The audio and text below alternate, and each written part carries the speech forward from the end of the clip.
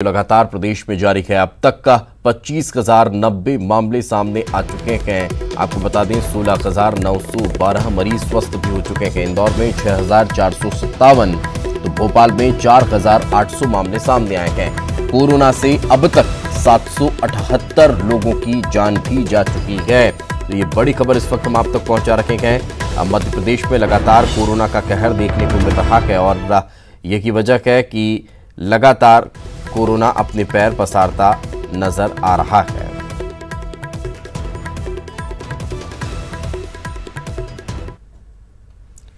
तो कोरोना के बढ़ते मामलों को देखते हुए भोपाल में लॉकडाउन का फैसला लिया गया है। कोरोना के बढ़ते मामलों को देखते हुए प्रदेश सरकार ने बड़ा फैसला लिया है। भोपाल में 24 जुलाई रात 8 बजे से 3 अगस्त तक 10 दिनों तक टोटल लॉकडाउन रहने वाला है। लॉकडाउन 4 अगस्त को सुबह 8 बजे से खुलेगा। इस दौरान सब्जी, दूध, दवाई जैसी जरूरी सेवाएं उपलब्ध रहेंगी। उद्योग भी चालू रहेंगे, लेकिन जो दुकानें हैं, बाजार हैं, मार्केट हैं, वो पूर्ण रूप से प्रतिबंधित रहने वाले हैं। कोरोना की व्यापकता को देखते हुए ऐसा तय किया है कि 24 तारीख मतलब परसों रात को 8 बजे से यानी 25 तारीख को सुबह से 10 दिन के लिए पूरा भोपाल लॉकडाउन रहेगा, अथवा 4 तारीख को सुबह, 4 तारीख की शाम, 3 तारीख की शाम तक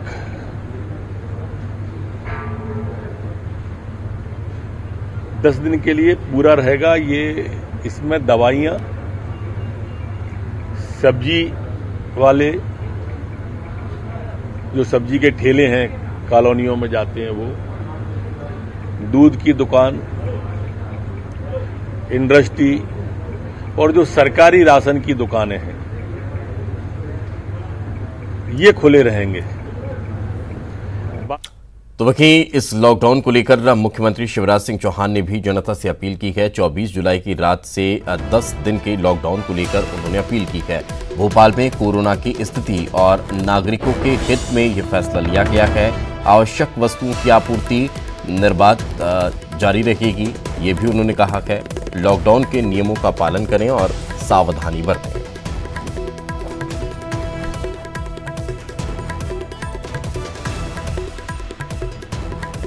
तो एक बार फिर राजधानी भोपाल लॉकडाउन की ओर अग्रसर हो चुकी है। 24 तारीख यानी कि कल से 3 तारीख तक के लिए ये टोटल लॉकडाउन राजधानी भोपाल में देखने को मिलने वाला है। 10 दिन के इस लॉकडाउन के दौरान जो जरूरी चीजें हैं, चाहे वो दूध हो, सब्जियां हो या फिर दवाइयां हो, ये आपको उपलब्ध होती रहेंगी। दूध की दुकानें खुली रहेंगी, दवाई की दुकानें खुली रहेंगी और जो सब्जी के ठेले वाले हैं, जो गली गली घूमकर सब्जी वितरित करते हैं, उनको भी छूट दी गई है। आगे बढ़ते हैं। भोपाल में आज संघ की वर्किंग ग्रुप की बैठक का तीसरा दिन है। बैठक में देश के मुद्दों के साथ साथ कोरोना संकट समेत मध्य प्रदेश सरकार के कामकाज की समीक्षा होगी। भोपाल के शारदा विहार में चल रही है ये बैठक और इस बैठक में संघ प्रमुख मोहन भागवत भी शामिल हुए हैं। कल संघ पदाधिकारियों के साथ स्वदेशी अभियान पर संघ की रणनीति पर चर्चा हुई है। साथ ही कोरोना के दौरान और बाद के हालातों पर भी मंथन किया गया है। खबर है कि संघ प्रमुख मोहन भागवत ने प्रदेश सरकार के कुछ मंत्रियों से भी मुलाकात की है।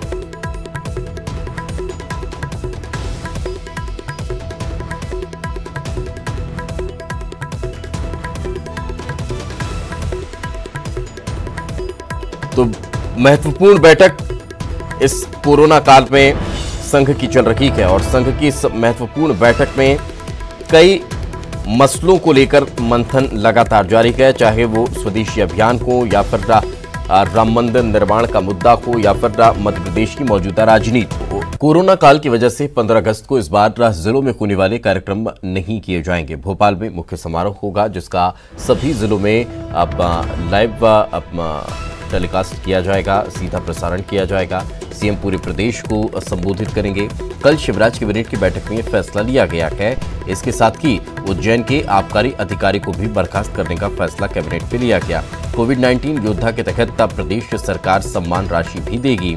बैठक में प्रवासी मजदूरों को रोजगार के लिए आयोग गठन के प्रस्ताव को भी मंजूरी दे दी गई है।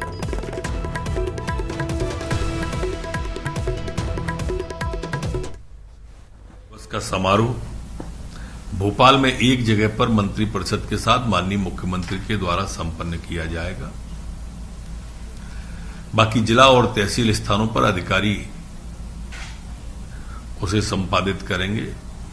कोई सार्वजनिक उत्सव फंक्शन जैसे कि होते थे बच्चों के स्कूल से आने के, शिक्षकों के, अथवा प्रशासनिक गतिविधियां भी वहां परेड वगैरह जो होती थी, वो इस साल कोई भी संपादित नहीं होगी।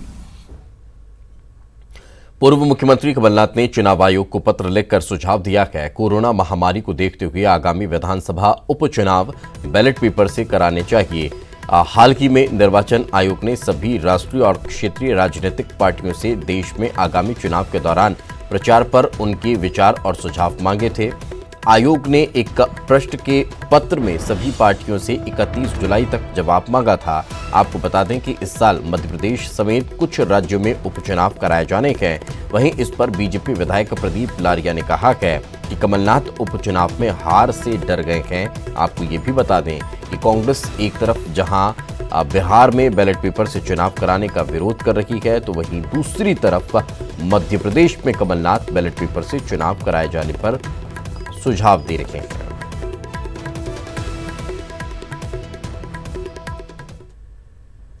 मशीन से मतदान होगा तो उससे मतदाताओं के द्वारा बार बार पुश बटन को दबाने पर कोरोना संक्रमण फैलने की पूरी संभावना रहेगी।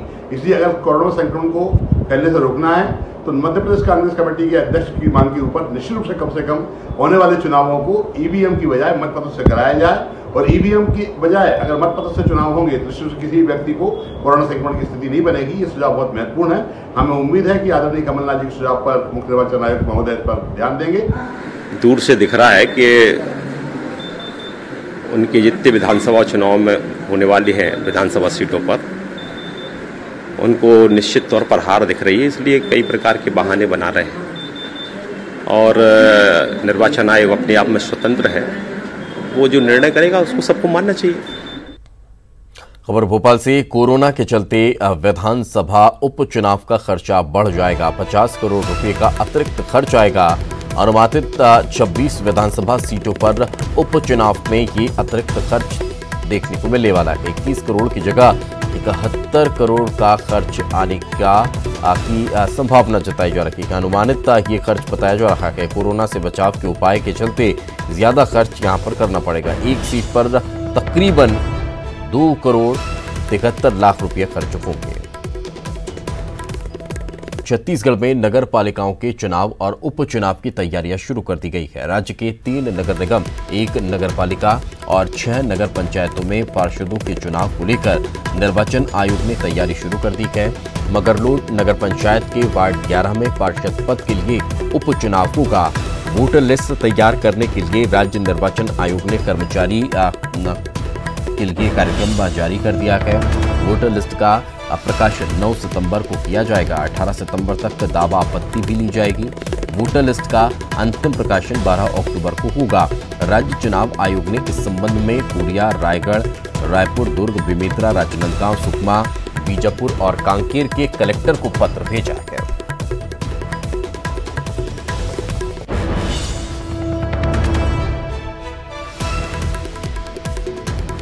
देश के साथ साथ प्रदेश में बेकाबू होते वायरस से निजात पाने के लिए प्रदेश अनलॉक 2 से एक बार फिर से लॉकडाउन की तरफ अग्रसर हो चुका है। लगातार बढ़ते और भयभीत करते आंकड़ों की वजह से सख्ती के साथ प्रशासन मुस्तैद नजर आ रहा है और पुलिस लॉकडाउन के चलते सुबह से ही सक्रिय नजर आ रही है। लोगों को रोक कर घर से निकलने के कारण पूछे जा रहे हैं और बेवजह नियम तोड़ने पर कड़ी कार्रवाई की चेतावनी दी जा रही है। यही वजह है कि शहर और सड़कों पर सन्नाटा पसरा हुआ है। इक्का दुक्का गाड़ियां ही नजर आती हैं। तो वहीं लॉकडाउन का असर मंडी में भी देखने को मिल रहा है, जहां किसानों और व्यापारियों के न पहुंचने पर परिसर सूना पड़ा हुआ है। तो वहीं सब्जी बाजार भी बंद कर दिए गए हैं ताकि फैलते संक्रमण की चेन को तोड़ा जा सके।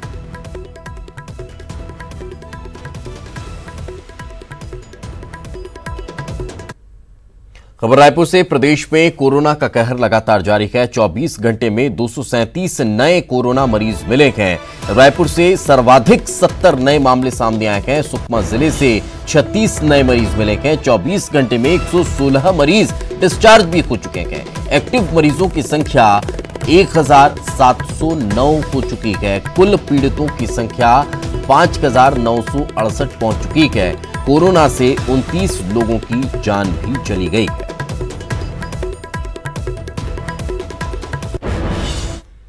तो कोरोना मरीजों के कॉन्टैक्ट ट्रेसिंग अब और ज्यादा तेज की जा रही है। कॉन्टैक्ट ट्रेसिंग के लिए 44 अधिकारियों की तैनाती की गई है, जो कॉन्टैक्ट डिटेल्स निकालेंगे। नोडल अधिकारी नियुक्त किए गए हैं। सहायक कलेक्टर नम्रता जैन नोडल अधिकारी बनाई गई है। कलेक्टर एस भारतीदासन ने ये आदेश जारी किए हैं कि जो भी कोरोना पॉजिटिव हैं, उनके जो भी कॉन्टैक्ट हिस्ट्री है, उसकी जल्द से जल्द तलाश की जाए। खबर रायपुर से। लापरवाह अधिकारियों पर कार्रवाई की जाएगी। कोरोना संक्रमण के दौरान लापरवाही पर केस होगा। 45 अधिकारी कर्मचारियों पर लापरवाही का आरोप लग रहा है। इंसिडेंट कमांडर ने कार्रवाई को लेकर अनुशंसा की है। आज सुबह 11 बजे तक का अंतिम मौका पहुंचने का दिया गया है। छत्तीसगढ़ में अनलॉक 2 में बेकाबू हुए कोरोना संक्रमण के चलते एक बार फिर से लॉकडाउन लगा दिया गया है। प्रदेश में कोरोना संक्रमितों का आंकड़ा 6000 के करीब पहुंच चुका है। तो अब तक 28 मरीजों की मौत हो चुकी है। राजधानी रायपुर में लॉकडाउन के चलते पुलिस सुबह से ही सक्रिय नजर आ रही है। लोगों को रोक रोक कर जांच की जा रही है। वहीं इस बार नियम तोड़ने पर कड़ी कार्रवाई की जाएगी। बेवजह घर से निकलने पर जेल भी हो सकती है।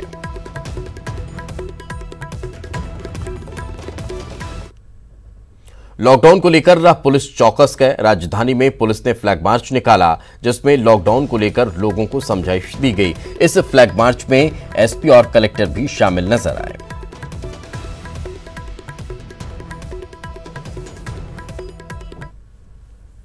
कोरोना के बढ़ते संक्रमण पर लगाम लगाने मुंगेली जिले में भी बुधवार से लॉकडाउन किया गया है। मुंगेली कलेक्टर ने लॉकडाउन का आदेश जारी करने के बाद लॉकडाउन कर दिया है।